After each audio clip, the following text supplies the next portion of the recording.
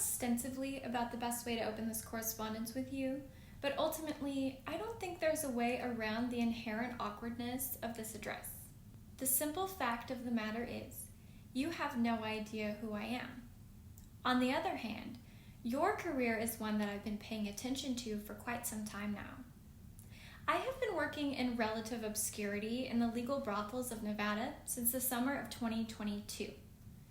Prior to entering the sex industry, when I was still a teacher, I spent quite a bit of time researching different avenues of sex work, including perusing the agency websites. You caught my eye in particular when your profile first went up on the Motley Models website, and I have been following your career ever since. I was struck by a deep sense of potential when I first saw your pictures, a sense that only became stronger as your hardcore pornography gradually became available for public consumption. To be frank, there's still a deep part of me that likes to believe that, in an alternative timeline, we might have had a close association. That being said, the reason why I decided to reach out to you has to do with a video that you released on March 9th of 2025, entitled, "My Career Destroyed My Personal Life," where you were struggling to make sense of your past, your current circumstances, and how to proceed given those circumstances. Watching you struggle through the content that is the substance of your life, it is evident to me that you have trapped yourself in a cage of chaotic uncertainty and confusion, a cage I am no stranger to. As the days went on, I found myself extremely bothered by your soliloquy, and I had to ask myself, why? I know that given my own experience both in sex work and in contending with that cage, I might be able to help you, but I do not know you. So what would be the point in trying to communicate with you? The likelihood of my message reaching you would be slim, and anyone familiar with me and my work knows that my own life is in no short supply of pain and suffering. And if my efforts to provide alternatives are simply doomed to be consumed by the void, never to be seen, let alone used, then that would not exactly bode well for my own condition. Then I started to realize that my message to you might be of use to others. I have witnessed with my own eyes that there are legions of women who find themselves in similar situations to your own, who are haphazardly attempting to navigate the high-stakes world of sex work. These other women might be willing to listen and benefit from my message to you, and in that respect, Elle, you are an avatar, an embodied representation of the struggles that afflict every woman in sex work. Elle, right now you are in a state of limbo. You are being torn in different directions when it comes to making normative assessments about your past choices, which is preventing your ability to determine where you are in your life right now, which is also hindering your ability to determine how to plan for the future. You started to go in the direction of saying that you regretted your decision to go into the adult entertainment industry, but you immediately backpedaled by bringing up the fact that doing so significantly helped yourself and your family. Why is it that you started to try and say that you regretted this decision? Something is pulling you in the direction to say that you regret going into porn, but whatever is pulling you is not strong enough. While in your state of limbo, you are trying to test different potential narrative structures to help make sense of your past, which then helps you understand your current circumstances in order to guide your planning for the future. It is an extremely painful and terrifying position to be in, to not know where you are, to be lost. We all need a basic framework in order to understand where we are, and you currently do not have one.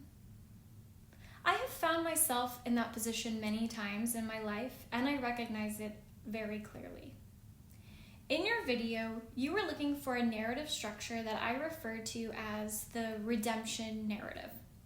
It says, I'm a porn star who regrets going into porn, and I'm turning to religion to seek redemption and live a new life as a changed woman, which is a fairly popular, though pathological, narrative to choose. I can see why choosing such a narrative structure would initially be tempting, because you would at least have an already established map to follow. However, you are not able to go very far in that direction without betraying the fabric of reality. You backpedaled, because to say that you regret going into porn is also to say that you regret all of the consequences of doing so. And one of the substantially good consequences that resulted from your choice was the ability to help yourself and your family to get out of a dire economical situation. You almost had a solution for yourself, trying to fit yourself into an already established narrative, but it fell apart in front of you due to your own logic and intuition. But that left you in a frightening place, the dark. You are still lost, Elle. You still do not know where you are. You find yourself feeling torn because you know something is off. You are still in a lot of pain. You made a huge sacrifice by going into sex work, and the results of the sacrifice have honorable and worthwhile consequences for yourself and your family. But why are you still in so much pain? That also begs the question, what should you do about the pain? This is where my message to you and to any other sex worker in your position begins. There are two great significant pillars that you must stand upon in order to stabilize yourself and reduce your pain significantly. The first pillar you must stand upon is the understanding of the fundamental purpose of sex work. And the second pillar emerges from that which makes life for people like us worth living. Meaningful work in the field of study that will always be interesting to you. The first pillar is best understood through examining the work of the prostitute. As a prostitute myself, when I meet a client, there lifts a veil that exposes me to what I am supposed to be directly interfacing with, which is the pain and suffering of men. I must command an extremely clear understanding of what interacting with that suffering entails in order to ensure I adequately fulfill the requirements of the role. The men who come to me are widowers who are grieving the loss of the only source of intimacy they've known for years. Virgins who have never experienced a woman's most intimate embrace. Divorcees who were unceremoniously discarded by their former wives. And working men who are so consumed by the requirements to economically succeed that they have zero realistic opportunities to find true sexual reprieve. Any woman who desires to truly understand the deepest levels of sex work must be able to center the sexual plight of men, which is a word I use both very purposefully and very seriously. It seems to be the case that women have a blind spot when it comes to understanding the importance of men's sexual health. Speaking for myself, even though I have always found sexual reprieve to be essential in my own life, having always possessed a very high sex drive, I failed to see how badly a man needs sex in order to combat his suffering. And there are many understandable reasons that can contribute to a man's inability or unwillingness to access sex outside of a brothel. Women are largely clueless to the fact that the Western world has become sexually antagonistic towards men because, if I may be so bold as to state this publicly, it is largely women themselves who are preemptively conducting this antagonism. Case in point, just look at how riddled the Me Too movement became with false accusations that ruin the lives of innocent men. Always believe the woman, we were told. But even at less extreme levels, people consider it to be completely normal that women actively weaponize sex against men. ranging anywhere from trapping men in relationships to leading them on while still playing the proverbial field. For the past decade, we here in the West have heard non-stop pontificating about the need for equity and empathy, and yet nowhere can we find a single shred of concern in public discourse for these lives completely smothered by silent sexual desperation. You see, prostitution is the original and most fundamental form of sex work, and all other forms of sex work, such as stripping or pornography, are branches formed from the core central role that is the role of the prostitute. In other words, speaking as a whore to a porn star, what you do is a derivative byproduct of what I do.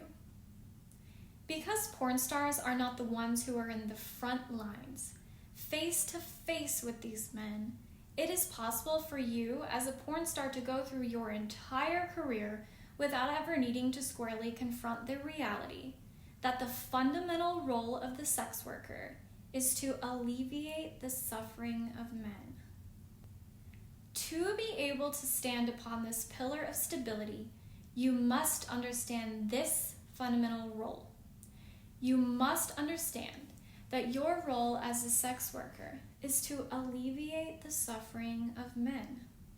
If we can grant that great intellectual leaders like Dr. Jordan Peterson are correct to say that the highest moral ethic is to reduce as much unnecessary suffering in the world as possible, and that one's sex work accomplishes this objective, then the logical conclusion is undeniable that sex work under these conditions is inherently moral. The point I'm trying to emphasize to you is this: selling your body to men is not supposed to be tantamount to selling your soul to the devil. I can say with epistemic certainty from my own experience that when done well, sex work can be honorable work. Even by your own admission, you yourself were able to use sex work to greatly ease the suffering of both yourself and those around you. To any sex worker who sufficiently understands this, any public vitriol trying to condemn her of moral degeneracy cannot possibly hold any weight. This level of grounding in these metastructures that ought to uphold all manifestations of sex work is simply unassailable.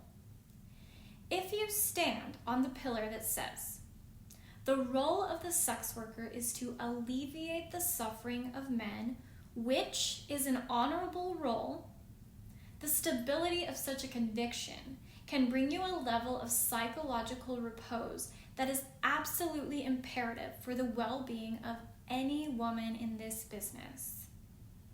If you try to cast off this pillar in favor of the claim that sex work is inherently bad, you are going to be seriously destabilizing yourself and committing to a position that you yourself admittedly do not believe in. Yes, you sacrifice the ability to ever have a normal life, and yes, that is a door that will never reopen for you again. But Elle, you traded that in for the opportunity to have an adventurous life that is both extraordinarily prosperous and meaningful, which brings me to the second pillar. Though the economical benefit you received was indeed substantial for yourself and your family, that benefit alone is not sufficient to counteract the pain and suffering from the sacrifices you have made. This benefit seems to be substantial enough to keep you from completely going off the deep end, but this is only temporary, and when left idle, this pain will only grow with time. If money is the only benefit you receive for your sacrifices, if money is all you get, then you either made a bad trade, an unfair trade, or very possibly both, which is evident given the amount of visible pain and discomfort you were in when you made that video. This begs the question, what does a good and fair trade look like? A fair trade, by definition, is one in which both parties are better off for having engaged in the exchange. I engage in trade constantly in my profession, where I negotiate selling my body as well as the amelioration of pain for a large sum of money. Advertising my face and my body online means that I have traded what I internally refer to as my civilian card to gain the ability to ethically make a large amount of money in a small amount of time.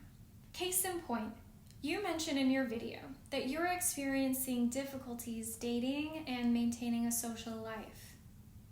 You talk about going out in public and getting recognized for your pornography, which functionally amounts to circumstances compelling you to combine your personal identity of Tiffany with your stage identity.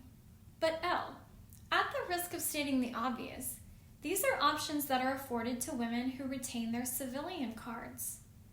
These are all examples of things that whores must sacrifice in order to access the enormous benefits that come with the role. To speak more specifically, you are encountering an amalgam of different problems, none of which should have caught you by surprise, which means that you should have already established the procedure to counteract all of these consequences before you even went into porn.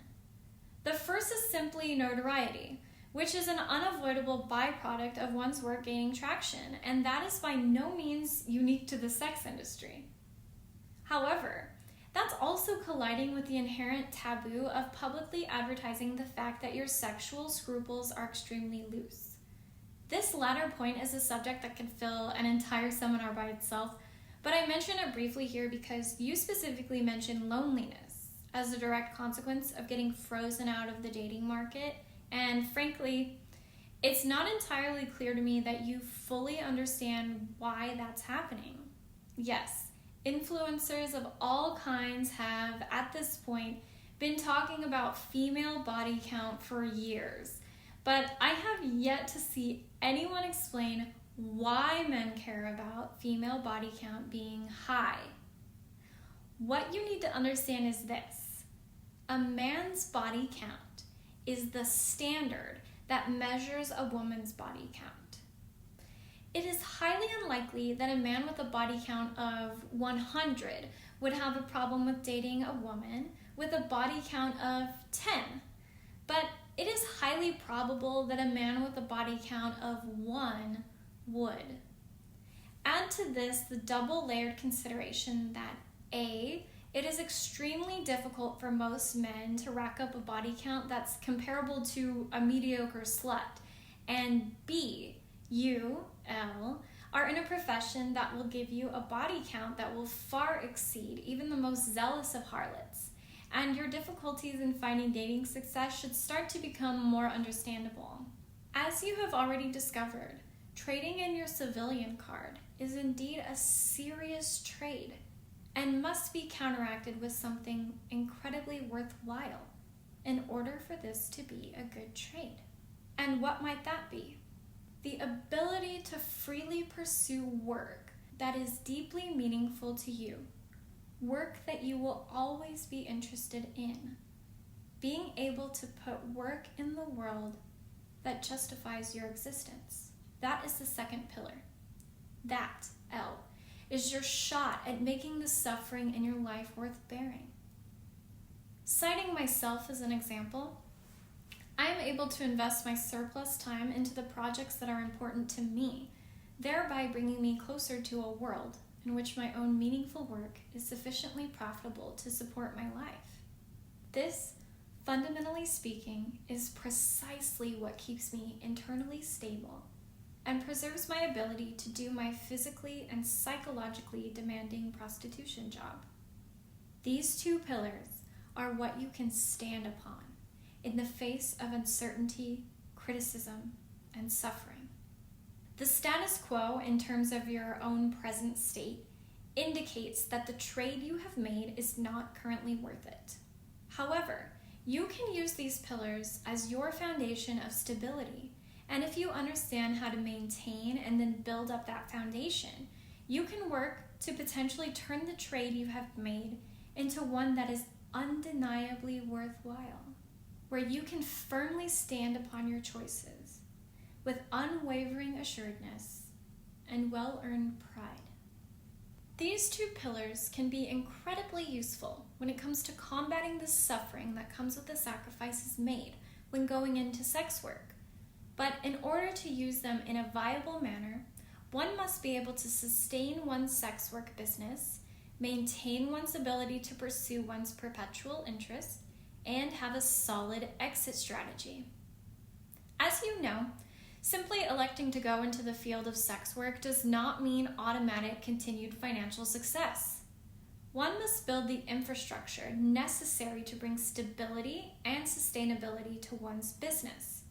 You mentioned how you decided to completely take responsibility for your entire brand, which understandably became too much for you, particularly after branching off from agencies and mainstream porn production studios and spending your time building your OnlyFans account. I understand that you wanted to ensure that your brand was protected. It is your likeness that you are selling after all. As we all know, there are way too many cases of OnlyFans models who designate all the work to managers, assistants, or a team. In doing so, a brand suffers because there is the insistence on creating a large amount of content in a short amount of time and maintaining one-on-one conversations with a large number of customers, which is a business model that, at this point, has completely saturated the market with content and interactions that are less than satisfactory to the consumer. It is totally understandable to think that the alternative to such a business model is to simply run it all by yourself, as that is one way to ensure the ethical nature of the business, because your customers are certainly getting a genuine interaction with you, and you have complete control over the content that is published. There also exists a peculiar and sinister impetus from society that specifically encourages women to run businesses fully independently. This postmodern feminist rhetoric that has inundated every millennial and Gen Z woman since birth does a grave disservice to sex workers. To wit, the idea of a so-called independent girl boss is completely absurd on its face. Men never talk like this. You never hear any men referring to being an independent boss, because in order to be a boss of something, one by definition cannot be fully independent. If you are independent, who are you a boss of exactly? Yourself? Anyone who aspires to run a business must first understand the importance of role delegation. Sex work is no different. The number of roles that a sex worker takes on, whether in person or online, is far more than a single person can sustainably undertake. Ideally, a business will grow quickly, but that also means that the workload will increase as well. This perfectly explains your testimony about how your work life completely consumed all aspects of your personal life and seeped into your ability to take care of basic needs, like social interactions and sleeping. And is it any wonder? You crossed over from complete obscurity into pornography stardom within a matter of months. Your business reach exploded, and the requisite workload naturally and necessarily followed suit. It is certainly possible that role delegation can be ethical and done without sacrificing the quality of your content or the authenticity of your customer interactions. For example, it is possible to delegate content production ideas as well as video editing to competent individuals, saving yourself time and effort so that you can focus on your overall health, building the infrastructure of your meaningful work, and maximizing genuine interactions with your customers. You can still be heavily involved in the production process and have the final say as to what is published by your brand, but you do not have to spend hours editing content or planning what content to film next. Once you are able to balance your sex work business by maximizing your time to money ratio and delegating roles, and stabilize yourself psychologically by being able to map out your past and understand your current circumstances, there is one more task that is by far the most important thing for a sex worker to do. You must construct a viable exit strategy. This truth is so basic that it's almost absurd to say it out loud, But no sex worker wants to be in a situation in which her finances compel her to continue trying to sell her sex appeal, as her sexual market value is set to decrease with time.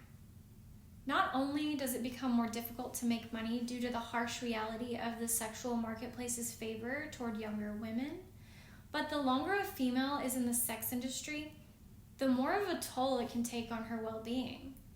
This is also true in other industries, particularly for athletes, for example. A well-executed career in the sex industry is supposed to be enormously lucrative, but it is nevertheless transitory, which is also the case for professional athletes. Which naturally begs the question, transitory to what exactly? Of course, we can say generically that a sex worker needs to invest her resources into an enterprise that will continue to economically provide for her needs without relying upon her actively continuing to sell sex, in whatever form or format. But this is not specific enough. Armed with the level of resources that ought to be gained from sex work, a woman can continue to generate substantial income in a multitude of different ways after retiring from the sex industry. There's no doubt about that. But this is not a return to civilian life. There's no way it ever could be, and any attempt to the contrary would be delusional on its face. Examples like Lana Rhoades clearly demonstrate that stable and reliable income alone will never be able to justify the sacrifice of your civilian card. After some time, the silence will set in, and you will only be left with the legacy of your harlotry. When that day comes, you must have something active and dynamic in your life, sufficiently robust to push back against that weight. Otherwise, it will crush you, Elle. And there is only one thing left that it can be. You must have a perpetual interest to base your life upon, which is a field of study about which you always want to know more of and which you will never get bored. This here is the wellspring of meaningful work that is inherently important to you. This is where you have an opportunity to make your largest contribution to the world.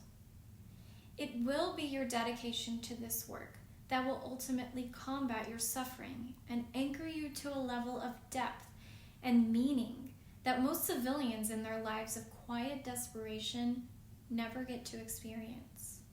Do all these things, and the trading in of your civilian card can definitely be worth it. In closing, I want to share with you a Chinese 成语 that goes 惺惺相惜, which refers to the affinity that people operating in similar spheres can feel for one another, and is an appropriate rendering of my sentiments here. For these are all things that I wish I could have shared with you in the context of a much closer association. Maybe one day, if Providence wills it, we can have the opportunity to work with each other, maybe even on screen. Otherwise, I hope that at the very least, you will be able to derive enduring benefit from the content of this missive. Take care of yourself, Elle, and never forget to keep aiming up.